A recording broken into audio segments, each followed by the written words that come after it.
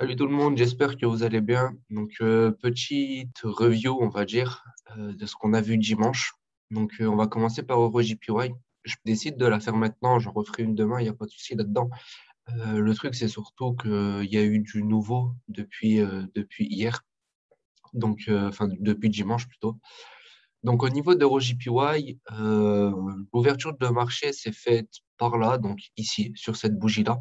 J'attendais une zone un peu clé pour prendre une position, donc il s'avère que je me suis positionné dans ce petit secteur-là, plus ou moins entre 600 et 700, on va dire.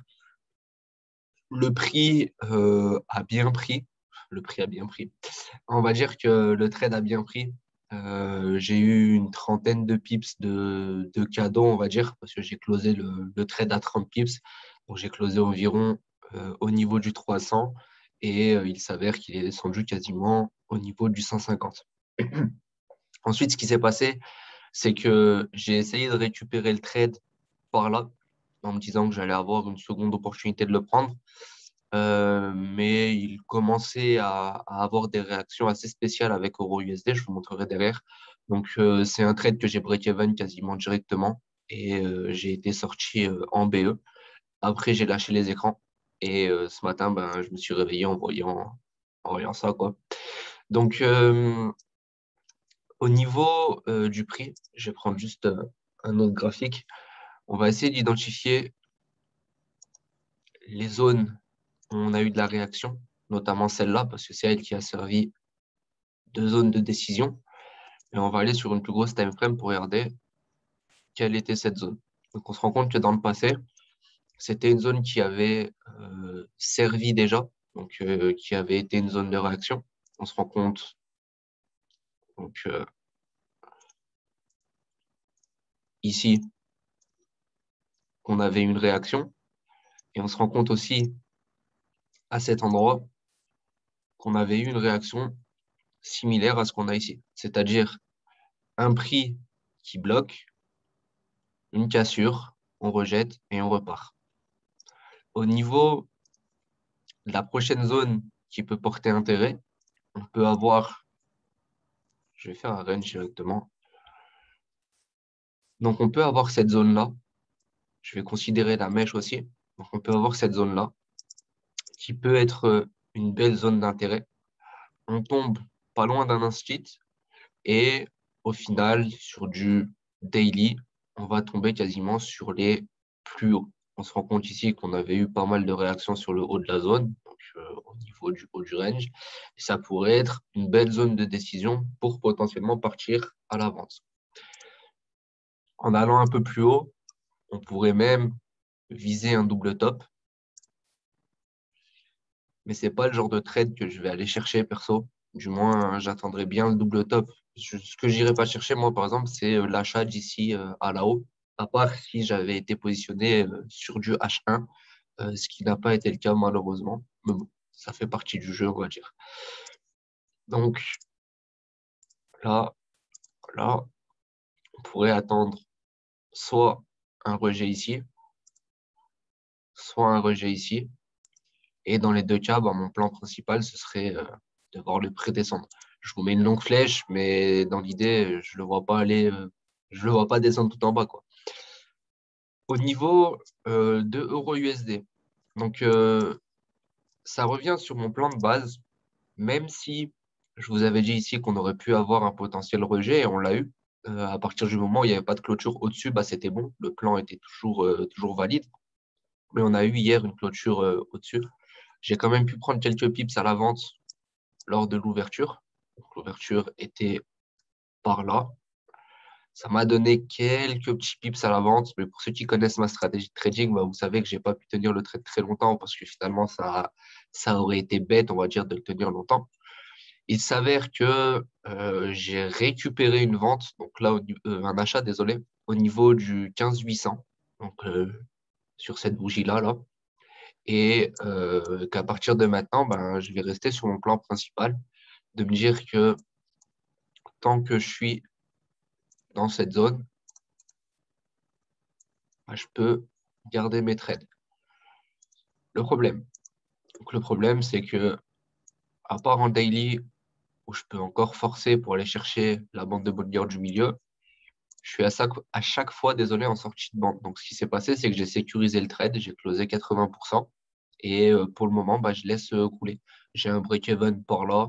Dans tous les cas, s'il revient jusqu'ici, bah, c'est que je serai déjà positionné à la vente. Et ce que je vais chercher sur du H1, ben, c'est comme d'habitude, en fait, c'est de trader mes achats, mes ventes un petit peu de partout avec mes confirmations. Euh, mais pour le moment, dans les grandes lignes, il peut aisément continuer à grimper. Donc, je risque de ne pas trop le calculer, à part sur un compte différent. Notre GBP JPY, donc pareil, à l'ouverture, j'ai profité donc, de l'ouverture pour prendre quelques pips. On a eu une ouverture ici, donc un peu plus basse. Il s'avère que j'ai récupéré le trade voilà, entre plus ou moins à 200. Donc, j'ai pris un trade par là, 200, 250. Je sais plus trop exactement où c'était. Euh, J'en ai même récupéré un le lendemain matin, donc ici, autour du 200. Ça, c'était un ordre limite. En termes de pips, bah, on a eu quelque chose d'assez sympathique. Hein. Entre le 200 et ici, on a, on a une cinquantaine de pips, plus ou moins. Donc, on a eu une cinquantaine de pips. J'ai closé pareil à 30 pips avec un break-even. Donc, bah, je me suis fait hit le BE. Au niveau de notre prix à l'heure actuelle, donc ça va plus être sur du weekly que ça va se jouer, mais on est en train de dépasser les plus hauts. Donc, toute l'analyse que j'avais faite sur les canaux baissiers, bah, je peux les zapper, tout simplement. Et je vais simplement partir sur bah, un canal haussier. Et maintenant, patienter pour avoir bah, ma prochaine zone de potentielle vente qui tomberait plus ou moins par là. Je pourrais ajouter d'autres canaux pour avoir quelque chose d'assez clair. Mais bon, je suis pas, c'est pas forcément la chose que je recherche à l'instant T. Euh, je me suis penché un petit peu sur le fondamental. Donc, dimanche, je vous ferai un point par rapport à ça. Mais j'ai mes petites raisons, j'ai mes petites explications sur le fait que les JPY bah, explosent de la sorte et qu'il y ait une décorrélation avec bah, notre euro USD, enfin, du moins, qu'il y avait une décorrélation avec notre euro USD et notre GBP USD. Donc, GBP USD, pareil, on a le prix qui continue à bien grimper. L'ouverture était où? Donc, notre ouverture de marché était ici. J'ai pas pris le trade parce que j'avais déjà GBP JPY, mais on aurait eu une très belle confirmation ici pour viser une vente. On était au niveau du 600.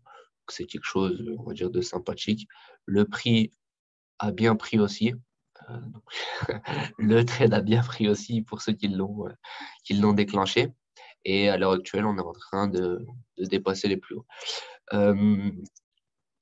Puisqu'on n'avait pas encore atteint notre plus haut en monthly et même en weekly, ça nous donne plus ou moins la marge qu'il peut y avoir avec GBP JPY, puisque notre GBP JPY ben, n'a pas cessé, on va dire, de grimper et a déjà atteint son plus haut quand GBP USD ne l'a pas encore atteint.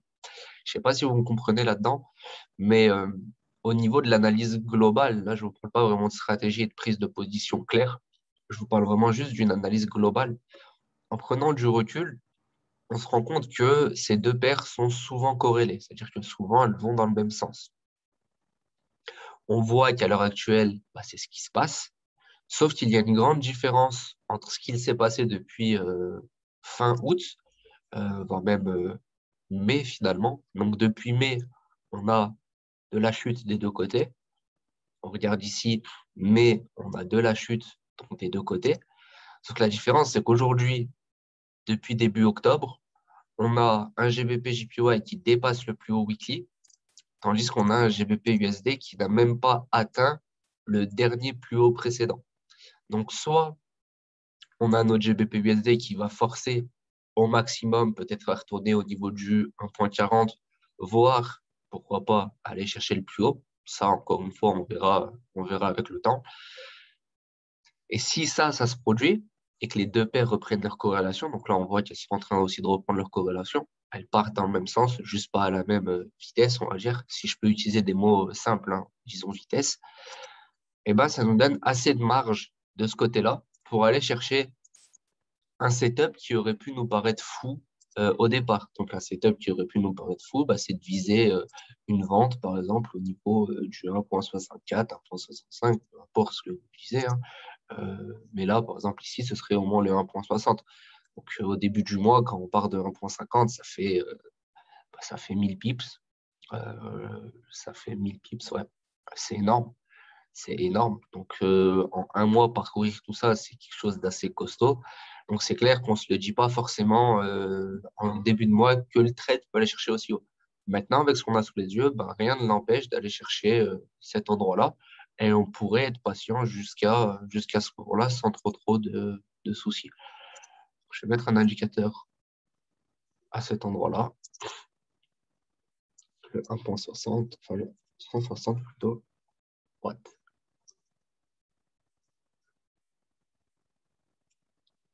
Ok. On va regarder dans le passé ce que ça donne et c'est plus ou moins les zones de réaction du passé. On se rend compte qu'en 2009, on a eu un beau rejet sur ça et qu'après avoir refrappé cette zone, ben, on est resté en dessous pendant pas mal de temps, jusqu'en 2013, et qu'on est retombé en dessous en 2016 et que depuis 2016, finalement, on n'est pas passé au-dessus et qu'on a eu 2, 3 années, même pas, euh, en étant au-dessus de cette zone-là. Et sinon, après, ça date pas mal. Donc, bah, ceux qui veulent, vous pouvez vous pencher sur le contexte économique à cette époque-là. Moi, je pourrais le faire aussi. Pourquoi pas? Ça... Bah, donnez-moi votre avis. Dites-moi si vous voulez que je vous fasse une analyse sur le pourquoi, qu'est-ce qui a fait que le prix était au-dessus et qu'est-ce qui a fait que le prix était en dessous. Mais pour le moment, bon, la zone qui peut nous intéresser, ça serait celle-là. Je pense que c'est plus ou moins tout. Donc ensuite, on a notre euro USD. Pourquoi pas peut-être repartir sur le plan de base, celui-là. Bon, ce serait assez fou que ça parte maintenant. Même si, même si en monthly, on a touché la bande de Bollinger du milieu, on pourrait avoir un beau rejet dessus. Ça reste à voir. Encore une fois, par rapport aux bandes de Bollinger, etc., c'est vraiment un indicateur que j'ai mis pour les personnes avec qui je travaille et même en soi pour faire ce genre de vidéo, ce genre de live, pour que ce soit compréhensible et qu'on ait un point commun tous ensemble, quelque chose d'assez simple à expliquer et à comprendre. En général, je traite sans, je me limite, on va dire, à mon graphique et c'est amplement suffisant pour aller chercher des trades. C'est-à-dire que voilà, les bandes de Bollinger sont simplement un indicateur qui peuvent aider sur le court terme, surtout sur des unités H1, H4, à aller chercher des potentielles positions. Voilà. Si une dernière chose, parce qu'on m'a posé la question ben, hier, une personne que j'ai eue hier.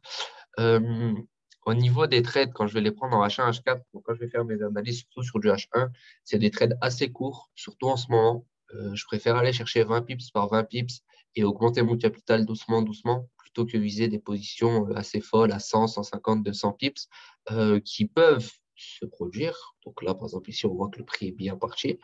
Mais dans la majorité des cas, ben, 20-30 pips, ce sera amplement suffisant. Je vais vous donner un exemple. Si on part dans le cas ici de vouloir une vente à 100 pips, on l'a clairement pas. On s'est arrêté plus ou moins à 30 pips. Dans l'autre sens, on a eu, on a quasiment eu nos 100 pips là qui sont écoulés depuis hier. Ce qui veut dire que en moyenne, si je m'étais limité à 30 et 30, j'aurais fait 60 pips, de sûr. Si j'avais voulu forcer le trade ici à une centaine de pips, eh ben, j'aurais fini avec un SL.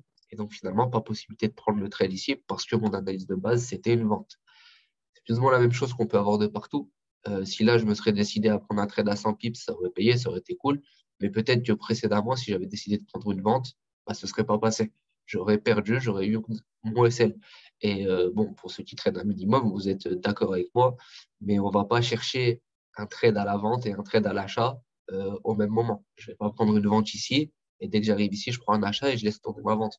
C'est pas cohérent. Donc, dans l'idée d'être safe dans nos positions, surtout bah, là pour le moment, moi je trouve que les graphiques, peut-être que la configuration est bien pour certaines personnes. Moi, personnellement, elle ne me parle pas du tout parce que j'ai pris l'habitude de trader d'une certaine manière avec toutes ces paires. et ça me frustre un petit peu. Ça ne veut pas dire que je ne vais pas chercher de trade. Par exemple, ça ne veut pas dire ici que je n'irai pas chercher une vente. Je peux aller chercher une vente maintenant, ce n'est pas du tout un problème. Pareil sur EuroJPY ou pareil sur GBP USD, parce que ça peut tomber bon au niveau de ma manière de trader, mais je n'irai pas chercher plus de 30, 40, voire 50 pips max. Et 50 pips, c'est vraiment si je suis derrière l'écran. Tout simplement parce que mon but, c'est d'augmenter mon capital et je pense que c'est la même chose pour tout le monde ici. Notre but, c'est de gagner de l'argent et je préfère gagner petit à petit plutôt que d'avoir les yeux plus gros que le ventre et de me faire avoir sur la longueur. Sur G-Trade, bah, je préfère qu'il y en ait 9 qui passent à 30 pips plutôt que 2 qui passent à 100 pips et 8 qui me font SL. Parce qu'en termes de ratio, bah, je serais perdant. Enfin bref, c'était une petite aparté. J'espère que ça vous aura plus ou moins guidé. Encore une fois, c'est assez évasif. Je ne rentre pas trop dans le détail, j'explique juste plus ou moins ma vision sur tout ça. Je vous laisse encore une fois me donner en privé votre avis et ce que je pourrais faire de mieux pour soit pour vous aider, soit pour vous expliquer un petit peu mieux ma manière de penser. Et on se donne rendez-vous demain ou jeudi. Je verrai en fonction de mon temps. Bonne fin de journée tout le monde, enfin du moins bonne journée vu qu'on est le matin, et on se donne rendez-vous un peu plus tard dans la semaine. Salut tout le monde.